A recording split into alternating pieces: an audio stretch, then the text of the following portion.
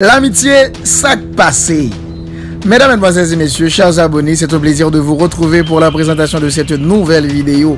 À surtout vous rappeler, mon nom c'est Watson Germain et la chaîne YouTube c'est Watson Germain, le touriste.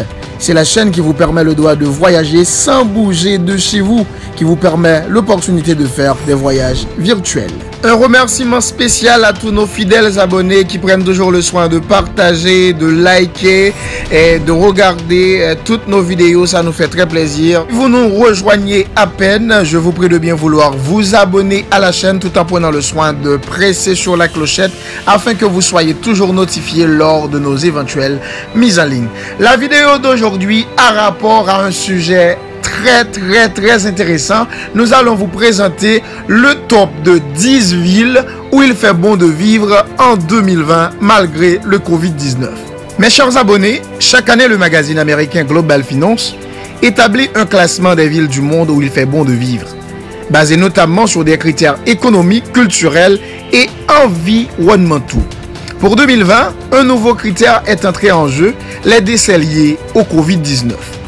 Le magazine américain Global Finance passe régulièrement en revue la qualité de vie dans les grandes villes du monde pour établir un classement annuel. Cette année, dans le contexte de la pandémie de coronavirus, le magazine a ajouté au critère habituel celui des décès liés au Covid-19 par million d'habitants. Pour figurer dans le top des 10 grandes villes du monde où il fait bon de vivre en 2020, il faut obtenir de bons scores dans les domaines suivants: la puissance économique, la recherche et le développement, l'interaction culturelle, la qualité de l'habitat, l'environnement, l'accessibilité, le PIB par habitant et aussi donc dans le domaine de la santé avec une faible mortalité liée au Covid-19, énumère le magazine. L'amitié, voici les 10 villes qui occupent la tête de ce classement. En 10e position, nous avons la ville de Sydney en Australie. Son imposant opéra, ses 70 plages et surtout la gestion efficace de l'Australie pour lutter contre la pandémie place Sydney, métropole de 5 millions d'habitants, à l'entrée du top 10. La capitale de l'État de Nouvelle-Galles du Sud gagne des points grâce à sa politique environnementale performante. Toute une partie de la ville est, depuis juillet 2020, alimentée uniquement avec des énergies renouvelables.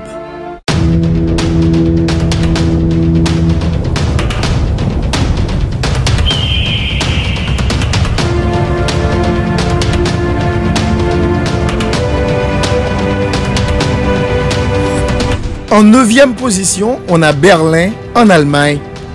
En Allemagne, Berlin obtient des scores au-dessus de la moyenne dans tous les domaines: marqueurs économiques, développement, culture, environnement et une mortalité liée au Covid-19 plutôt faible. La capitale allemande gagne d'ailleurs un rang par rapport à l'an dernier grâce à sa gestion de la pandémie.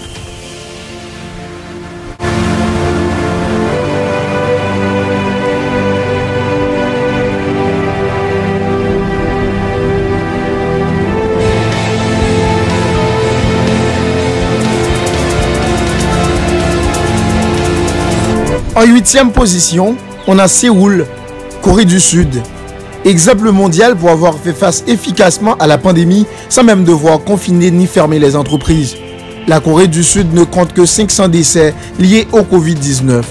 À l'heure où la France dépasse les 46 000, Séoul met aussi l'accent sur la recherche et le développement, ce qui la hisse à la 8e place.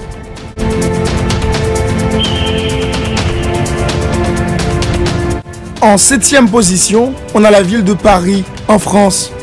Ses 200 musées, ses monuments ou encore ses parcs historiques ne suffisent pas à maintenir la ville lumière dans le haut du classement. Comme d'autres villes européennes, Paris pâtit de la mauvaise gestion de la crise sanitaire de la France.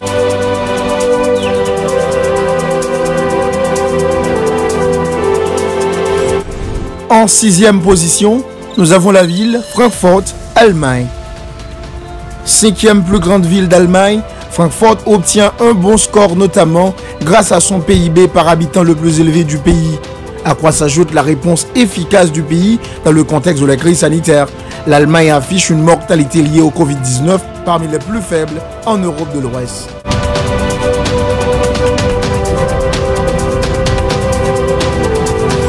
En 5e position, nous avons la ville de Melbourne, en Australie. Encore une ville australienne dans ce top 10. Les politiques environnementales strictes de Melbourne contre les émissions de gaz à effet de serre portent leurs fruits. La capitale de l'État de Victoria se place en 5e position grâce à un score élevé dans la catégorie environnement. Malgré un confinement très long, 111 jours, la ville ne se démarque pas pour sa gestion de la pandémie. L'État de Victoria ayant la plus haute mortalité de l'ensemble de l'Australie.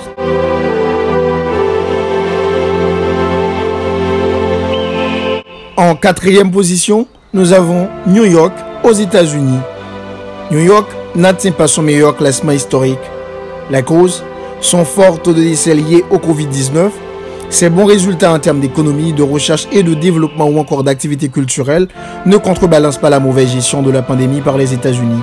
La grosse pomme conserve tout de même une belle place au pied du podium.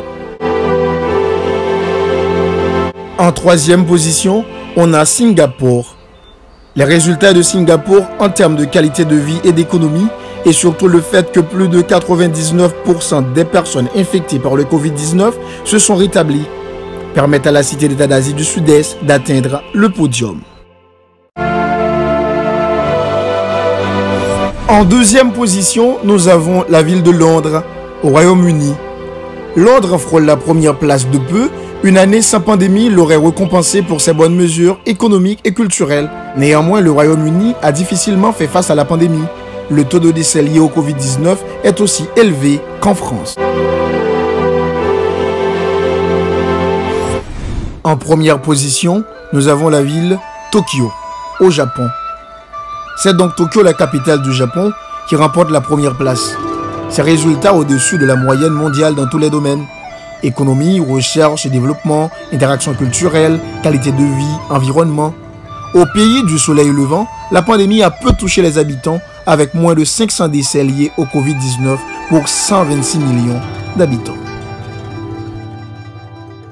Mesdames, Mesdemoiselles et Messieurs, chers abonnés, ici s'achève notre vidéo sur le top des 10 villes où il fait bon de vivre en 2020 malgré le Covid-19. Je vous rappelle que mon nom c'est Watson Germain, la chaîne c'est Watson le touriste.